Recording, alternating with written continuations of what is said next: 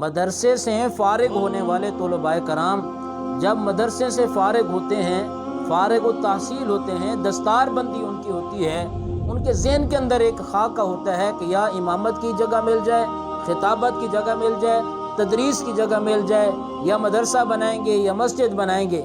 تو میرے بھائی، آج کے دور کے اندر آپ کو کوئی نہ کوئی ہنر بھی سیکھنا ہوگا، کوئی روزگار آپ کو سیکھنا ہوگا۔ کب تک آپ لوگوں کی جیبوں کی طرف نگاہیں اٹھاتے رہو گے؟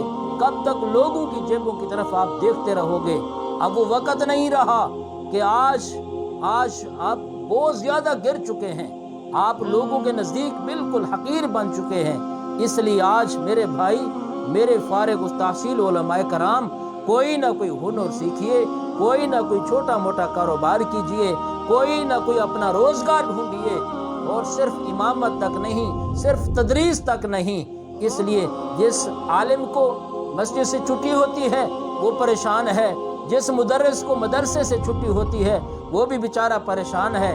میں یہ نہیں کہتا کہ تم تدریس نہ کرو، میں یہ نہیں کہتا کہ تم امامت اور خطابت نہ کرو، یہ کرو، لیکن اس کے ساتھ ساتھ اپنا کوئی نہ کوئی چھوٹا سا کاروبار آپ ضرور کریں۔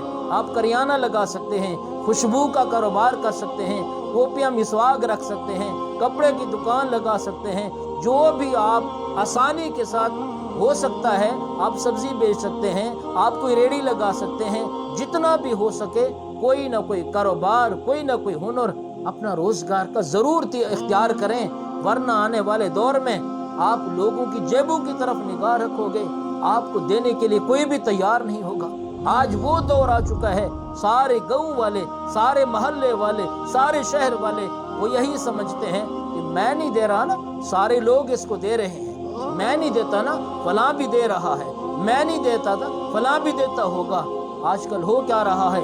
امام مسجد ہو، مدرس ہو، قاری صاحب ہو، اس کے ساتھ ہو کیا رہا ہے؟ ایسے جس طرح ایک بادشاہ نے اعلان کیا تھا کہ آج رات اس حوض کو دودھ سے بھرنا ہے، جو 1 کلو ڈال سکتا ہے، 2 کلو ڈال سکتا ہے، وہ اس حوض کے اندر ضرور دودھ ڈالے گا۔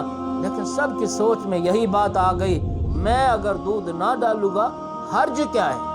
میں نے اگر دودھ نہ ڈالا، پانی ڈال دیتا ہوں، فلاں تو دودھ ڈالے گا نا، سارے محلے والے، سارے شہر والے تو دودھ ڈالیں گے، میں اکیلا کلو پانی ڈالوں گا تو کیا بنے گا؟ کچھ بھی نہیں ہوگا، کوئی فرق بھی محسوس نہیں ہوگا۔ سب کی جب یہی سوچ بن گئی، سب نے آ کر پانی ڈالا تھا، صبح جب حوض کو دیکھا دودھ کا ایک قطرہ نہیں پانی سے بھرا ہوا تھا۔ آج بھی سارے کے سارے لوگوں کے ذہن کے اندر یہی بات ہوتی ہے کہ میں نہیں تعاون کرتا نا، فلاں مقتدی ضرور کرتا ہوگا، وہ یہی سوچتا ہے میں نہیں کرتا نا، فلاں ضرور کرتا ہوگا۔ اس لیے ائمہ مساجد لوگوں کے تعاون سے وہ محروم ہو گئے، مدرسین بھی محروم ہو گئے۔ اس لیے آج آپ کب تک لوگوں کی جیبوں کی طرف نگاہ اٹھاؤ گے، ان کی جیبوں سے امیدیں رکھو گے؟